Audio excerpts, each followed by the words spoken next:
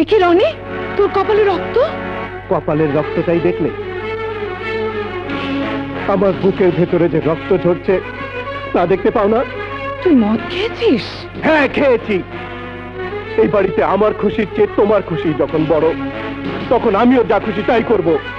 মদ খাবো, নাচবো, গাইবো, মাতলামি করবো।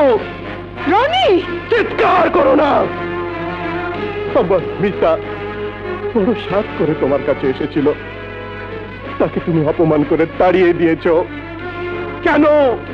কি অধিকার ছিল তোমার তাকে তাড়িয়ে দেবার? আমি যা করেছি তোর ভালোর জন্যই করেছি। মিতাকে তুই ভুলে যা। না না, মিতাকে আমি ভুলতে পারবো না। ওকে ছাড়া আমি বাঁচবো না, আমি বাঁচবো না। আমি তোকে ছাড়া বাঁচবো না। তুই ছাড়া আমার আর পৃথিবীতে কি আছে বল? কি আছে বল?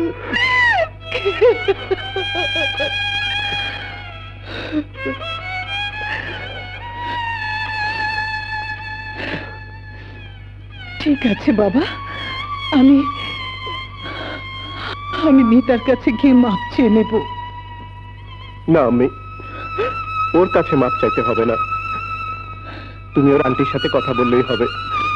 আন্টি খুব ভালো। আমি মিতার আন্টি? তুমি মিতার আন্টি? হ্যাঁ, মিতার মা আমার বান্ধবী ছিল। ওর মৃত্যুর পর আমি মিতাকে কোলে পিঠে মানুষ করেছি।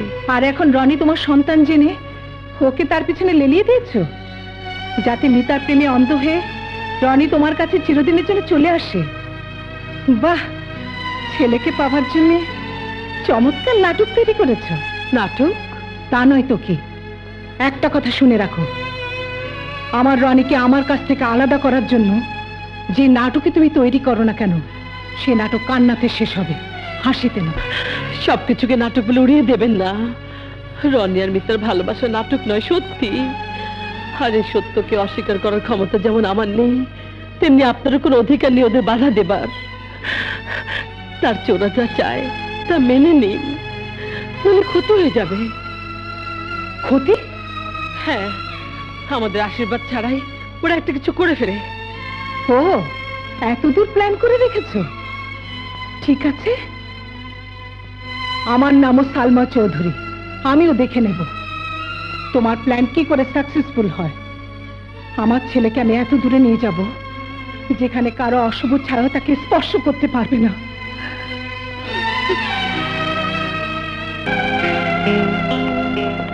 কি ব্যাপার আম্মি? এসেই শুনি তুমি আবার বেরিয়েছো। কোথায় গিয়েছিলে? কাজ ছিল। রোকসানা আন্টির বাড়িতে যে কাজের জন্য গিয়েছিলে তার কি হলো? ও বাড়ির সাথে আমাদের কোনো সম্পর্ক হতে পারে না। কেন? ওদের সেই যোগ্যতা নেই। কিন্তু তুমি তো রাজি হয়ে ও বাড়িতে গিয়েছিলে, ফিরে এসে তোমার ইচ্ছে বদলে গেল কেন? কেন বলছো এই সম্পর্ক হতে পারে না? আমি তোর সাথে এ নিয়ে অযথা তর্ক করতে চাই না। এটা অযথা তর্ক নয় আম্মি, এটা মিতা আর আমার জীবন মরণের প্রশ্ন। তোমাকে বলতেই হবে, তোমার মত বদলে গেল কেন? কি এমন কথা হলো রোকসানা আন্টির সাথে যে তোমার? খবরদার, ওর নাম আমার সামনে আর নিবি না। কেন নেব না? কি এমন ক্ষতি করেছেন তিনি যে তার নাম শুনতেও তোমার ঘৃণা হচ্ছে? তোর এই প্রশ্নের জবাব আমি দেব না। তুমি তুমি কেমন মা? ছেলের প্রশ্নের জবাব এড়িয়ে তাকে তাকে অজানা অন্ধকারে ঠেলে দিচ্ছ। তোমার চেয়ে তো রোকসানা আন্টি ভালো। রনি, আমার চেয়ে ওই আন্টি যদি ভালো হয়ে থাকে তাহলে যা সেই আন্টির কাছে, তাকে গিয়ে জিজ্ঞেস কর তোর মা তাকে এত ঘৃণা করে কেন।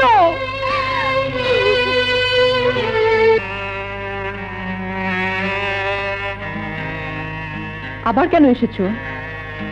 আমি আন্টির কাছে এসেছি। তোমার মার কাছে ফিরে যাও রনি। মাকে আমি ছেড়ে এসেছি। সন্তান কখনো মাকে ছেড়ে আসতে পারে না। মাও কখনো সন্তানের মন ভাঙতে পারে না। আমার মা যা করেনি আপনি তা করুন। আমাদের দুজনকে আশীর্বাদ করুন। আমি আর মিতা বিয়ে করে যেন সুখী হতে পারি।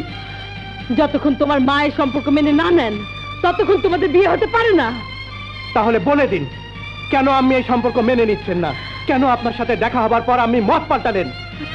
আমি জানি না, আমাকে এই প্রশ্ন করো না। কেন করব না? আপনাকে বলতেই হবে, আজ এবং এক্ষুনি বলুন, আমি আপনাকে এত ঘৃণা করে কেন? তার সাথে আপনার কি সম্পর্ক? কেন আমার আর মিতার বিয়ে হতে পারে না? বলুন, জবাব দিন। ঠিক আছে, আপনি চুপ করেই থাকুন, আপনাকে কিচ্ছু বলতে হবে না। আপনাদের অমতেই আমরা বিয়ে করব। এসো মিতা। না, ও যাবে না। কেন যাবে না? আমি যদি ওর জন্য মাকে ছেড়ে আসতে পারি, ও কেন আমার জন্য আন্টিকে ছেড়ে যাবে না? ওকে ছেড়ে দাও, আমি বলছি এ বিয়ে হতে পারে না। কেন হতে পারে না? এই বিয়ে বন্ধ করার আপনি কে?